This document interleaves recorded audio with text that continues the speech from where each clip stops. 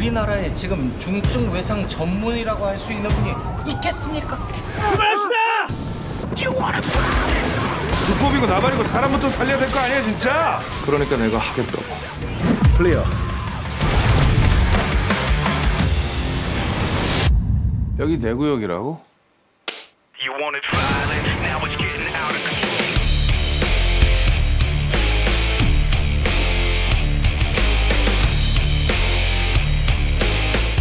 저 깨진 것 같아요.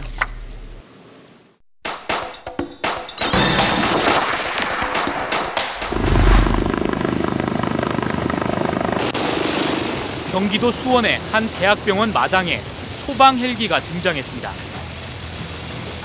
의료진은 급하게 헬기에 오릅니다. 그리고 조금 뒤 헬기는 다시 병원으로 돌아옵니다.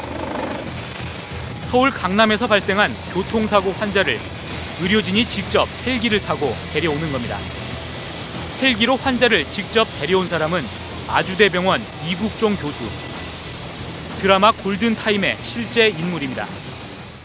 이분이 어저께 헬리콥터로 모시고 온 분이에요.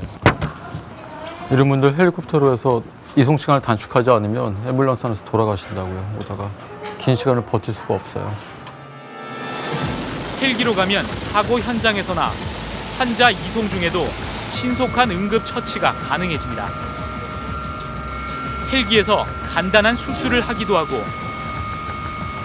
헬기에서 내려 수술방으로 이동하는 순간에도 침대 위에 올라 심폐소생술을 하기도 합니다. 이런 중증 외상 환자에겐 이 순간이 바로 생사의 갈림길입니다.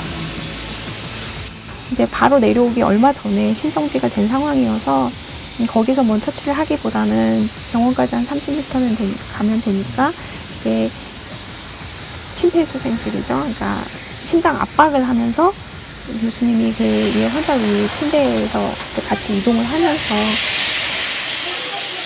이처럼 촌각을 다투는 응급 상황.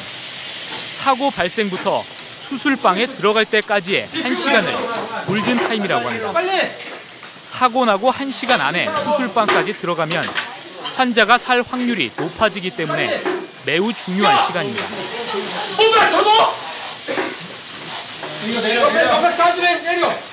빨리! 이쪽 부분은 공공의료적인 성격이 강하거든요. 근데 적어도 죽게는 하지 말아야 되잖아요, 여기. 그냥 길에서 치료를 잘 못 받아서 죽게는 하지 말아야 되잖아요. 그래서 이 교수는 스스로 자청해 군사 구조 훈련까지 받습니다. 한 30m 지점 상공에서 그 헬기가 시머링을 하고 있는 상태에서 저희 의료실에 내려가는 훈련을 그래서 하고 있습니다. 그렇게까지 해야 됩니다. 그렇지 않으면 눈앞에서 환자를 잃어야 되는 걸 저희가 봐야 되니까요. 응급 외상 환자에게 1분 1초는 생사를 좌우합니다. 그런데 우리나라의 현실은 안타깝기 그지없습니다.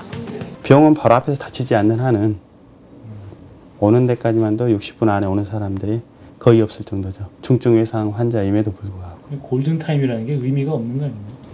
저희 나라에서는 의미가 없습니다. 제가 봐서는 아직까지.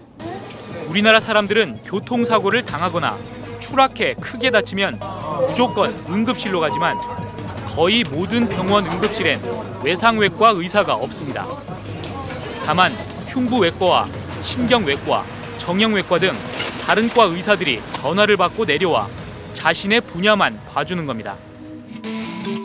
반면 외국에선 응급실과 중증 외상센터가 따로 있습니다.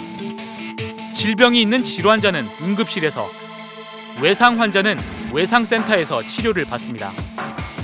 정말 이건 잘못된 거예요. 왜냐하면 한국보다 국민 소득이 낮다고 이렇게 얘기하는 그런 나라들도, 예를 들어 대만이나 그런 나라들도, 필리핀 그런 데도 중증외상센터들이 좋은 역할들을 하고 있거든요. 한국은 이렇게 첨단 기술이나 이렇게 좀 이렇게 드러내는 거, 그런 거에만 집중화가 되는 것 같아요. 그렇다면 우리나라엔 왜 중증 외상센터가 없는 걸까? 한마디로 돈이 되지 않기 때문입니다. 간 이식 환자의 경우 한 번 수술하고 일주일가량 입원하면 치료비가 많게는 1억 원이 넘습니다. 반면 외상 환자는 수술 비용도 비교적 싼 데다 입원 기간도 길어 수술하면 할수록 적자입니다. 병원 자체적으로 해가지고 이게 이익이 나고 그럴 것 같았으면 아마 모든 병원들이 뛰어들었겠죠. 매년 외상으로 사망하는 환자는 3만 명. 의료계는 이 가운데 3분의 1, 즉 해마다 10,000명 정도는 살릴 수도 있었던 것으로 보고 있습니다. 사실은 최소한이 10,000명 이상이지 10,000명이 될지 20,000명이 될지 그 절반 이상을 살릴 수도 있는 분들인데 돌아가시는 거거든요. 그러니까 여기가 한국이 아니고 그분들이 일본이나 영국이나 하다못해 대만에서 사고가 나셨으면 살아서 다시 사회로 복귀하실 분들이 돌아가시고 있다고요.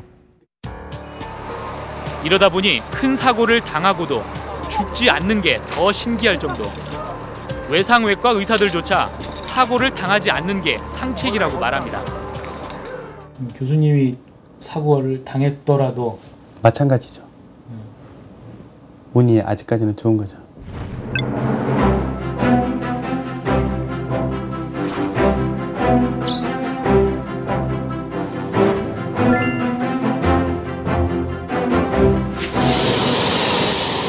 병원 옥상 헬기장에서 이륙한 닥터 헬기가 잠시 뒤 지역 비상 착륙장으로 설정된 한 학교 운동장에 도착합니다.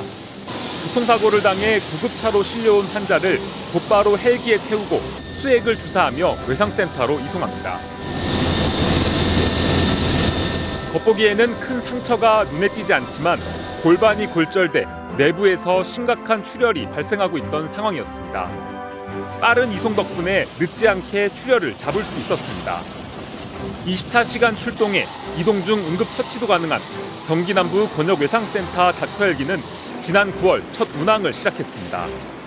2달 동안 27번의 출동, 상황이 종료돼 다시 돌아온 2번을 제외한 25번의 응급 상황에서 단 1명을 제외하고 모든 환자를 살렸습니다.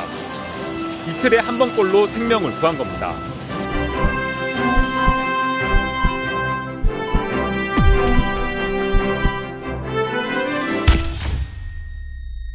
해군 훈련 참가를 결심하고 태평양으로 떠나기 직전에 이국종 교수를 가까스로 만날 수 있었습니다.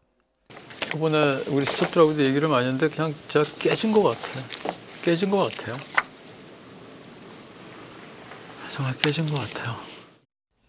지난 국정감사 때 병원이 권역외상센터에 지원되는 신규 채용 예산 20억여 원을 제대로 쓰지 않아 외상센터가 인력난에 허덕이고 있다고 호소했지만 지금도 그때보다 사정이 나아진 건 없습니다. 보건복지부하고 경기도에서 국정감사까지 때리고 이렇게 했는데도 아무런 반응이 없잖아요. 이게 저희 현장에 있는 사람들로서는 최고 단계까지 다 보고를 한 거잖아요. 이런 문제가 있다. 여기에 얼마 전 도입한 닥터 헬기를 탐탁치 않게 생각하는 사람들 때문에 헬기 운항도 쉽지만은 않은 상황이었습니다. 헬기 같은 것도 보세요. 헬리콥터. 계속 못 들어오게 했다고요. 제가 새 헬기 사달라고 한 적도 없고 뭐도 없잖아요. 아무거나 나라만 다니면 된다 해서 그냥 이렇게 쓰고 있는데 너무하는 것 같아요. 최근에는 환자에게 병상을 배정하는 가장 기본적인 일조차 제대로 이루어지지 않았습니다. 저희가 그러니까 거의 작년에도 한 달을 가동을 못했거든요. 한 달을. 센터를요? 예. 병실이 없어가지고. 아니죠. 병실은 저기 줄줄이 있는데 안 줘서. 인력, 닥터 헬기, 그리고 병상에 묶여 옴짝달싹할 수 없는 권역외상센터의 처지에 한때는 병원을 그만두고 한국을 떠나는 것까지 고민했습니다. 저만 가만히 있으면 조용하다고 제가 진짜 틀렸다는 생각이 많이 들어요. 한국은 원래 그렇게 하는 나라가 아닌데. 그래도 외상센터를 지켜야 한다는 마음에 일단은 2개월 동안 병원을 떠나 마음을 추슬러 보기로 했습니다. 태평양에서 진행되는 해군 훈련 참가도 이렇게 결정됐습니다.